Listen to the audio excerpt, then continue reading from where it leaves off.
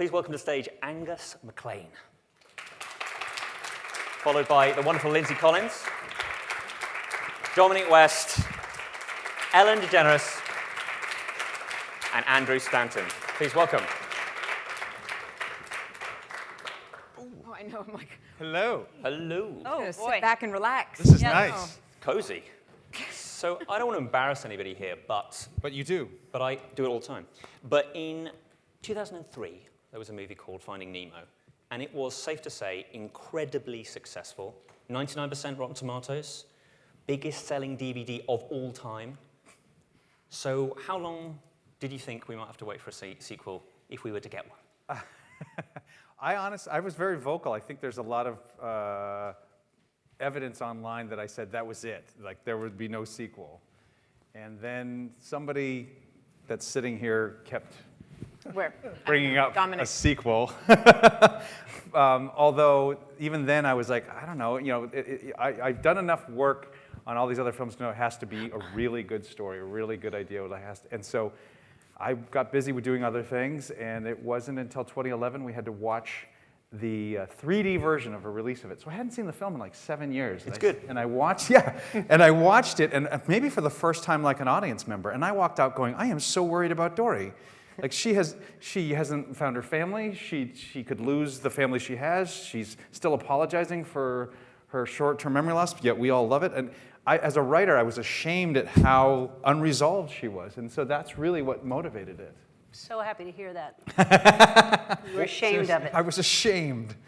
What was a typical Ellen email like in terms of, I don't suppose you've given any more thought to a Finding Nemo sequel? You never did it by email. You No. always did it very publicly. No, I had a talk show. I didn't need email. I had a talk show. I had a platform that was so easy to do. Had I not had a talk show, we would not be sitting here today, I don't think.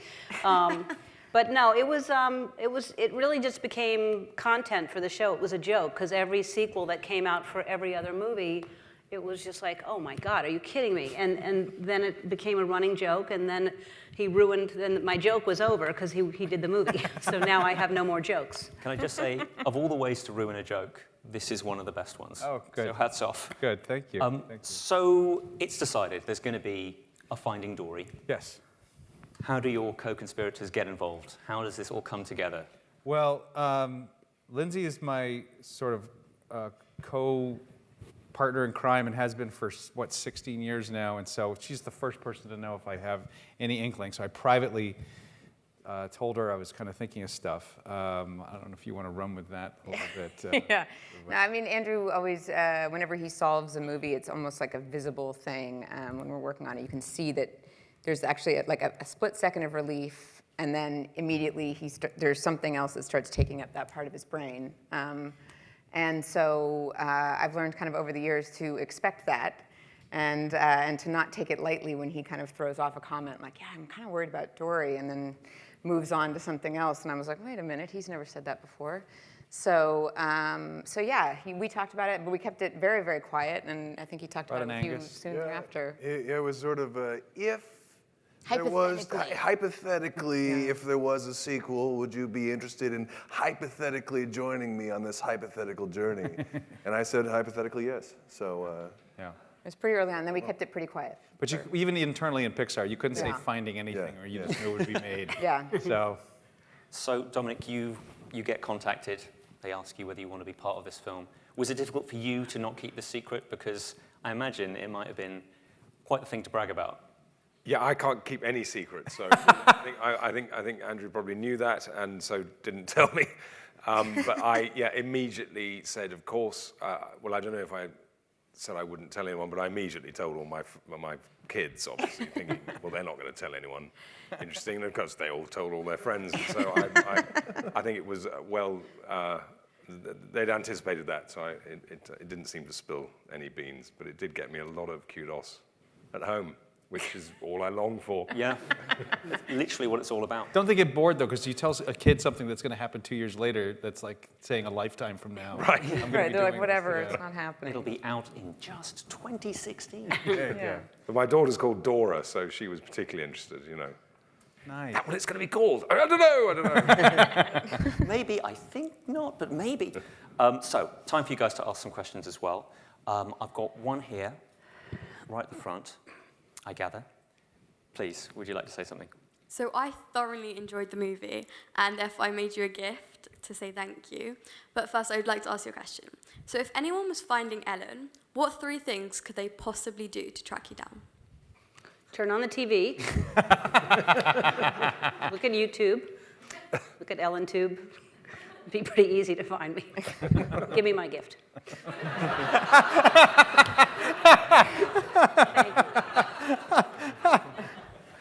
Thank you. Also, heads up, is it? You're not going to open it? Do you want me to open it in front of people? Yeah. I think it's a yeah. I think it's a yeah. You really can't keep a secret. No. You know what everything is right away. Ah. Did you draw this? Yeah. Wow, thank you so much. It's a memory game. I think that Oh, she's... it's a memory game. I actually think that she's auditioning to work for you. It's like animation. Yeah, you flip Wow, it. that's amazing. Thank you so much.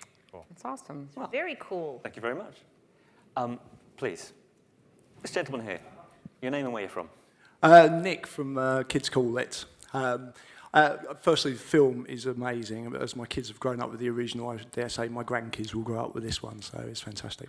I have a question for Ellen from my son, Hag, who's 11. He would like to know, do you still enjoy eating fish now that you've played a fish for so long? It's a good question, Hank. Well, when we did Nemo, I was eating fish, and then I became a vegan for most of those years, and then I just recently started eating fish. I don't eat Out of fish. anger? Yes, I'm furious. Out of retaliation that there was no sequel. And I'll eat fish.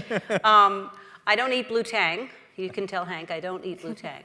And I rarely eat fish. I don't eat meat or anything, but I don't really enjoy eating fish. Tell him. I don't know what to tell him. I don't have children. It seems like a horrible question. Like, I don't know what to say. That would be okay. Don't answer it. Top that. Tell him I don't know. Gentleman here in the burgundy polo shirt. Oh, it's very nice.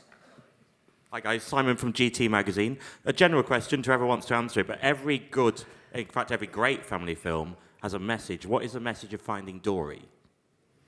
Ooh. You're all looking at me, okay. It's being one of the writers of it, the intention was self-acceptance.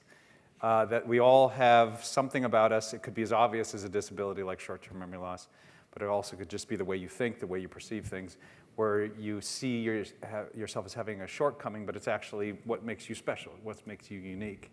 And I think we find a certain peace once we start to really learn who we are and accept that. And that's really what I felt Dory had to go through to really be confident if she was ever alone again. And it ended up being sort of a universal thing that I think could apply to anybody at any age.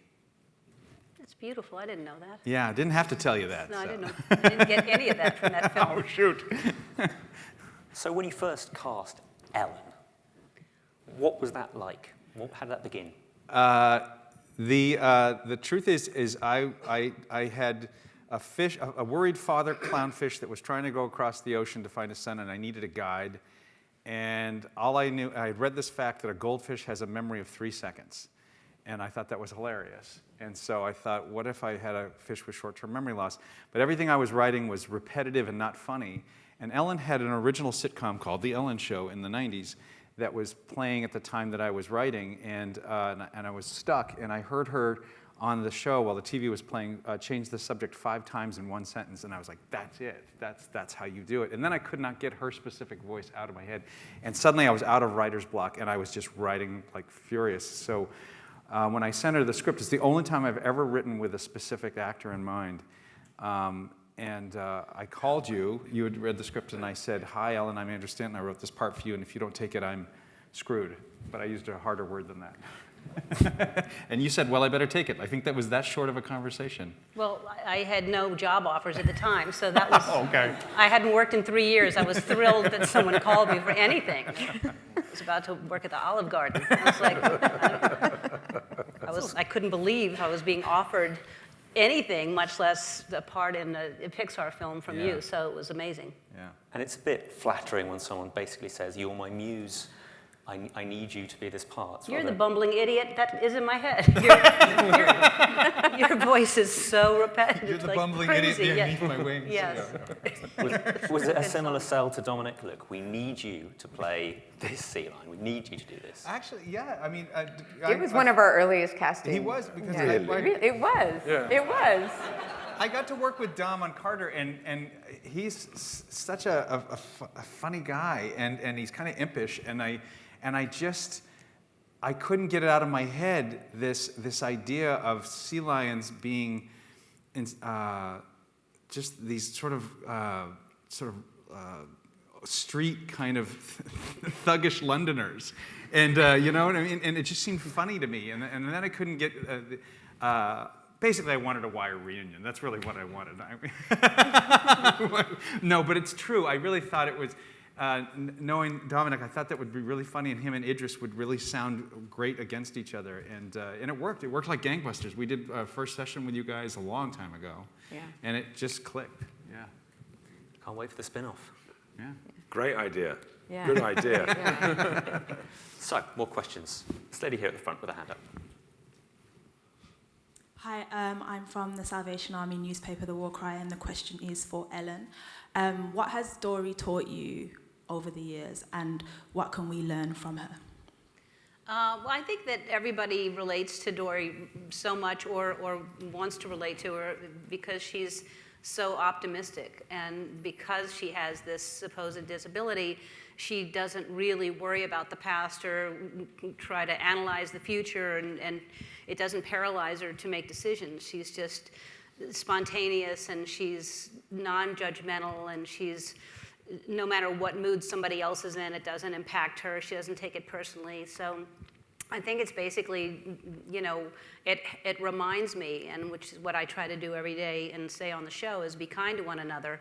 I think that's what Dory does. And the whole just keep swimming from the very first one, that it's attached to my fish's character, is sort of a wonderful mantra that I think that really I didn't know I had most of my life and most of my career, but I have applied it to my life, and I think a lot of people apply it to their lives. I just want to ask a question to you guys, Lindsay and Angus, just on a technical point of view.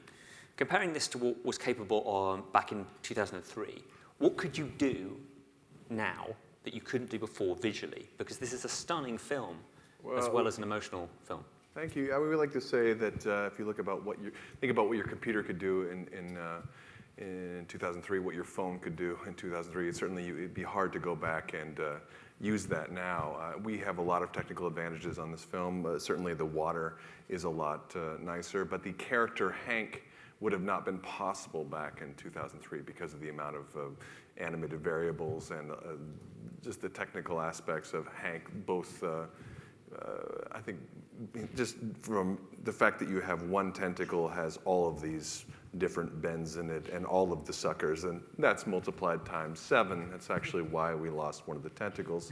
It was a little bit cheaper. Yeah, a little too much. No, and I mean, if you notice, you know, in the first film, like we never break this, almost never break the surface of the water. The camera doesn't. So all of those kind of handcuffs that we had on the first film were like, you know, and Andrew would be like, "Hey, can we?" And we'd be like, "We can only have like 3 of those shots because we can't do them." There was basically, they were gone on this film. So it was kind of wherever the camera, they wanted to move the camera, wherever they wanted to put it, it was kind of a free for all. And you would think it would go faster then, but no, it turns out the appetite just gets bigger. Yeah, for the technical, your computing like, "I want power goes more." here, and your creative appetite goes here. Yeah. Always. It's like a constant. I'm starting to forgive a 13-year wait. There's Yeah. a lot of tentacles to do. Yeah. Ladies and gentlemen, you're watching Hey You Guys! Hey You Guys, huh? Hey You Guys. Is that from the Goonies? It is indeed, yeah. Nice. Hey